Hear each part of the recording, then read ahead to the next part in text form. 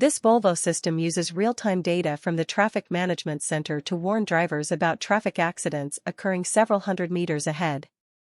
This feature is similar to Google Maps, but instead of having to use it via phone, the driver will receive warnings directly from the Volvo car, providing a more seamless and possibly safer experience. The system uses Volvo Cars' cloud data, allowing vehicles to communicate with each other, and is currently used to warn drivers of dangerous road conditions ahead, as well as other hazards.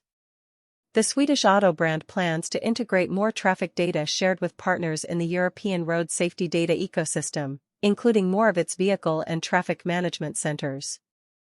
Other brands.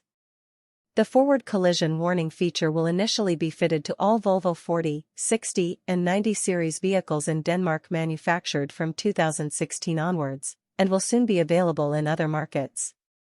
Other European schools. Vehicle owners can activate the system using the Safe Connection option on the infotainment screen to enable data sharing.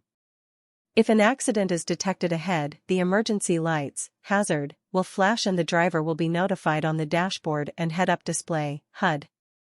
Stein Benson, head of the Danish Traffic Management Center, part of the Danish Road Directorate, said, "We are delighted that Volvo Cars, the first car manufacturer to do so, has started using our new real-time traffic feed. Quick warning of an accident ahead gives the driver more time to slow down and increase the distance from the vehicle in front. This helps reduce the risk of multiple accidents and protects those on duty clear the way." Volvo wants more national road authorities to share anonymized traffic accident data and encourage other automakers to offer similar technologies.